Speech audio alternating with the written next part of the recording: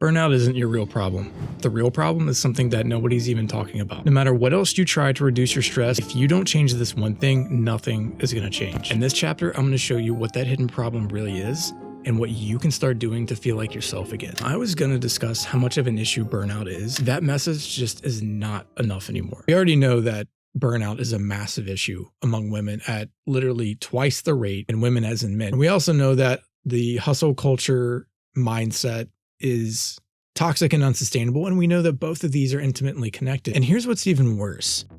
What this mindset and lifestyle does, it hyperactivates your stress response, leading to, among a lot of other things, anxiety, depression, weight gain, premature aging, which makes you feel older on the inside. But I feel it. It makes you look older on the outside, and it's because you're catering to the system that is creating this issue. But stress doesn't have to lead down this path. Burnout is not the price that you pay for success. It's the interest that you pay for buying in to an old paradigm. Let me explain what I mean. We live in this hyper-consumerist society, which logically follows that we have to be a hyper-production society.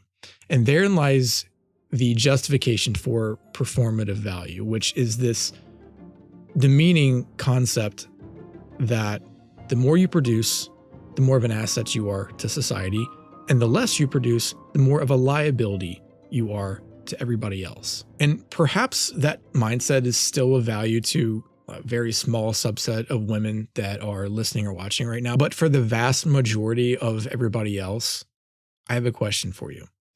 What was it that shaped your idea or your concept as a child of what happiness was? When a woman is unsuccessful at finding happiness, her focus will shift instead to searching for success. And here's why.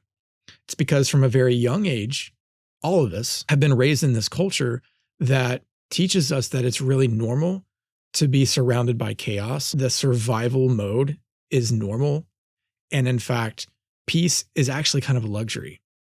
And it keeps these little girls that grow up from recognizing that happiness is something that you actually carry with you and not something that you grow up and eventually go out to find. And it causes her to normalize this chaotic lifestyle that her nervous system eventually finds very abnormal and lets her know. To put this into perspective, 1 in 3 women say they get up in the morning and they're still tired, even after a full night's sleep. And almost half of women feel that by the end of their day are completely emotionally drained. 60% of women who are working women routinely feel burned out. And get this, 81% of women report feeling completely overwhelmed with their life at some point each year. So if the conversation about burnout hasn't changed the outcome over the past 15 or 20 years, it's because we've been prioritizing the use of tools to fix a broken system when these tools are not meant to do that. These tools instead are meant to help you tolerate that system. And this is where women get confused, rightfully so. The tools you believe are your allies are actually more of a problem than the burnout itself is. The nervous system resets, the yoga classes, the dopamine detoxes, the self-care tips, the supplements, all of this stuff has incredibly high value in the right context. I'm a proponent of all of these things. When you take something like this out of context, it makes you feel like you're rescuing yourself when in reality, you're just treading water. It helps you in the moment, but it keeps you even more stuck in the long term. It keeps you from making movements away from this volatile framework of a life that you have. Let me paint a picture for you real quick. So imagine this. You found yourself in this deep, dark, dreary, danger-filled forest, and you have 2 things with you, okay? You have a big backpack with food in it, and you have this little GPS-like compass device. What this device does is the more that you use it, the more and more clear you get on where you are in that forest and how to get out of the forest the quickest. The backpack has just got a bunch of sandwiches in it. Let's say you come up on this pack of wolves, and there's 2 scenarios. The first scenario, you've been consulting this device a lot.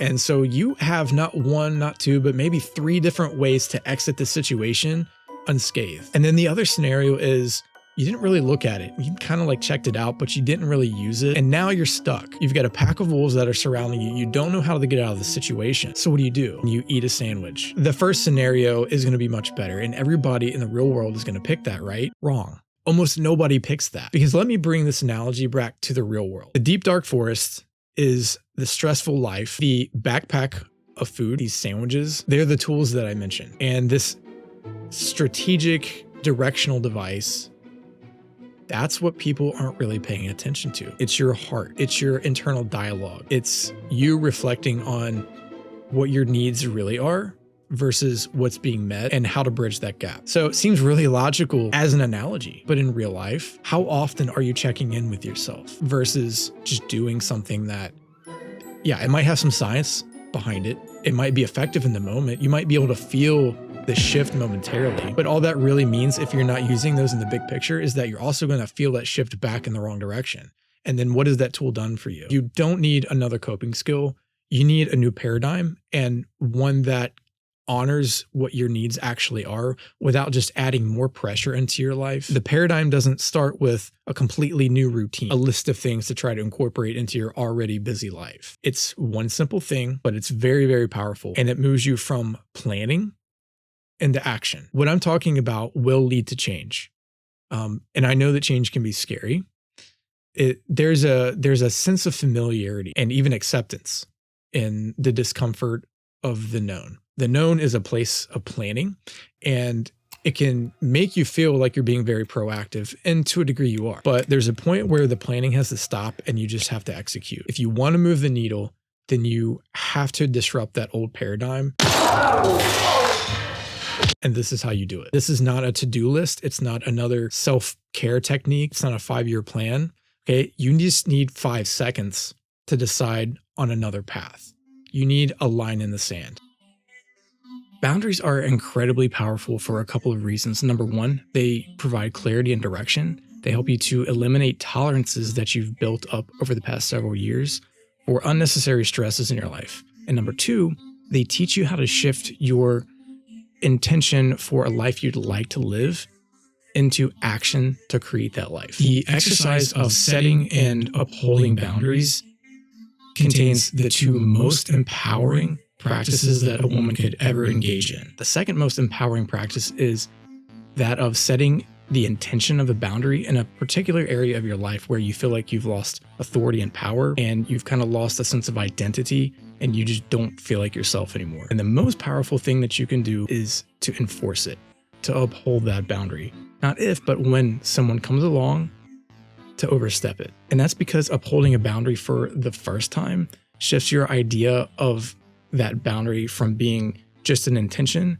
to being an actual part of your reality. It retrains you on how to execute healthy boundaries on a regular basis as a normal expected part of life, and it retrains others on how they're allowed to treat you. And with that said, I want to ask you, as I've been talking to you about this, is there a boundary in your life? Is there an area where you need to create a stronger boundary or create one to begin with that's come to mind? If not, that's okay. The next chapter, I'm going to go into quite a bit more detail with the process of establishing new boundaries, figuring out where they need to be, why you need to have them, how to create them, and then how to enforce them. So a 4-step system that will help you shortcut all of the brainstorming and all of the confusion, and hopefully eliminate 99% of the concern that you might have about what will happen after you uphold these boundaries and make them an essential part of your life. I hope that this conversation today will help the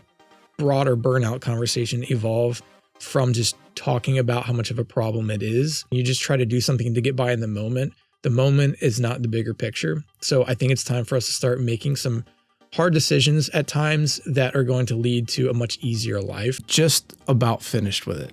After 20 years and nearly 1,000 private female clients, I wrote the book that I wish I could have given to them all along. And it reveals how we got so stressed as a society, what that stress is actually doing throughout the different body systems that are affected the most. And it gives you a concrete framework to resolve that stress. And that framework adjusts to what your personal needs are. And we're also building an app that's a daily companion, helping you identify your unique stress profile so you understand exactly what's actually driving your stress. and you can resolve it instead of just trying to blindly continue to manage it. I'm only giving access to those that I'm already in touch with. So if you're interested in being in the beta group that helps to shape the features of the app, or if you just want access to the book before it's full release, then if you haven't done so already, go ahead and sign up through the link below and let's stay in touch.